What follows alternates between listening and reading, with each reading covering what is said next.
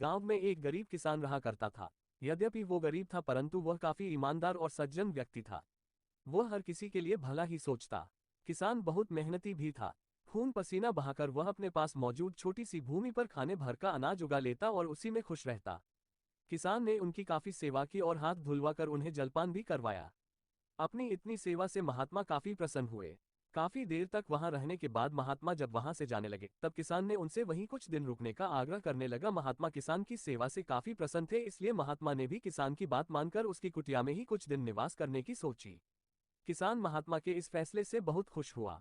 अब वह रोज महात्मा के उठने से पहले ही उठकर उनके लिए नहाने के पानी का प्रबंध करता और फिर जब महात्मा अपने ध्यान योग से बाहर आते तब किसान सारा काम छोड़कर महात्मा को भोजन कराता। इतना ही नहीं, किसान खेतों से लौटने के बाद विश्राम कर रहे हैं महात्मा के चरण भी दबाता था।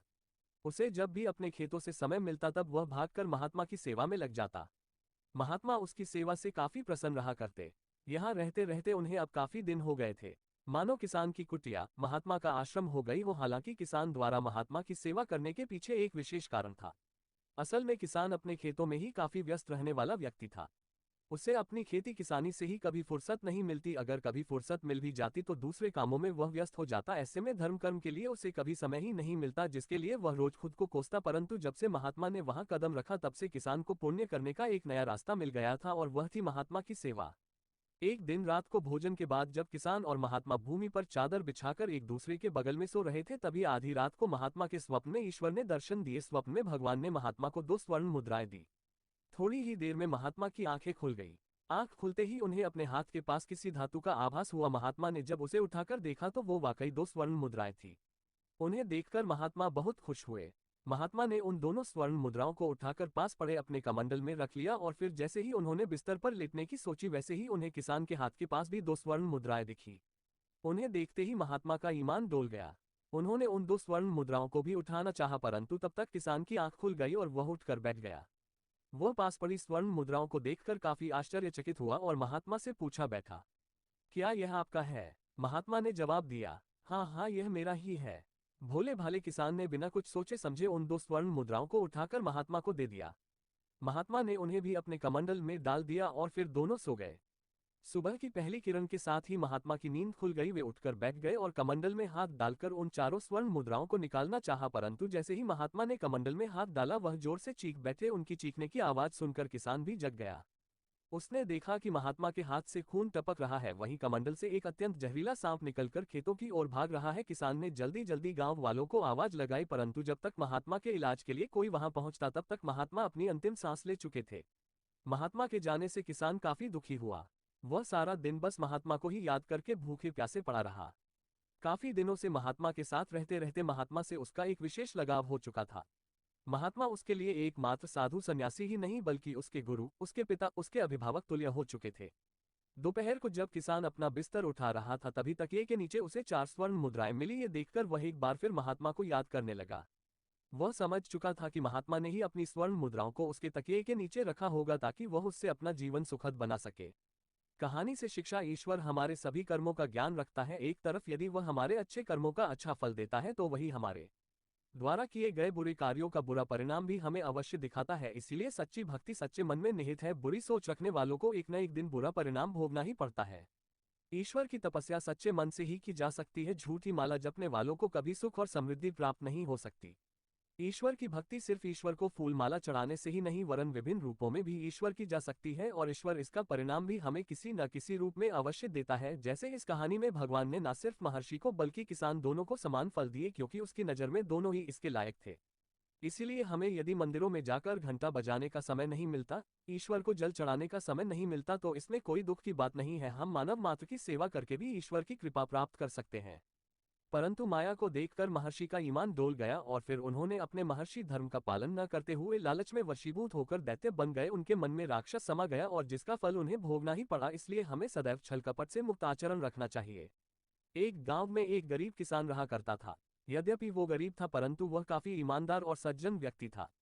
वह हर किसी के लिए भला ही सोचता। किसान बहुत मेहनती भी था।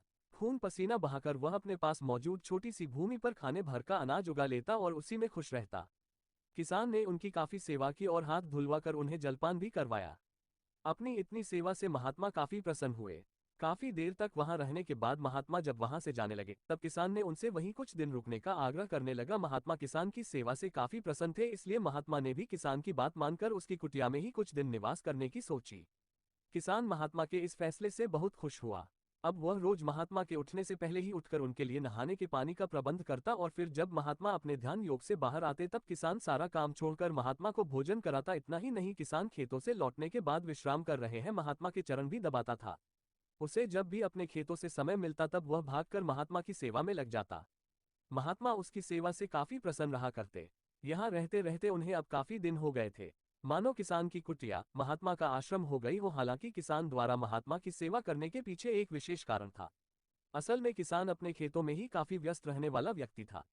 उसे अपनी खेती किसानी से ही कभी फुर्सत नहीं मिलती। अगर कभी फुर्सत मिल भी जाती तो दूसरे कामों में वह व्यस्त हो जाता। ऐसे में धर्म कर्म के लिए उसे कभी समय ही नहीं मिलता, जिसके लिए वह रोज खुद को कोसता। परंतु जब से महात्मा ने वहां कदम रखा तब से किसान को पुण्य करने का एक नया रास्ता मिल गया था और वह थी महात्मा की सेवा।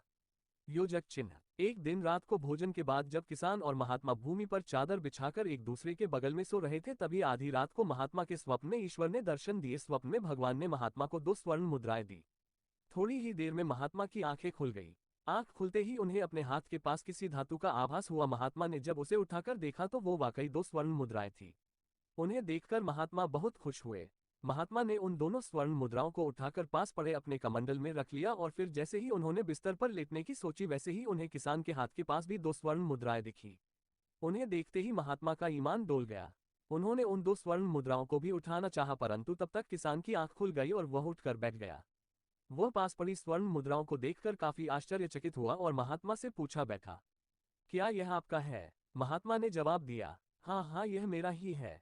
भोले भाले किसान ने बिना कुछ सोचे समझे उन 2 स्वर्ण मुद्राओं को उठाकर महात्मा को दे दिया। महात्मा ने उन्हें भी अपने कमंडल में डाल दिया और फिर दोनों सो गए।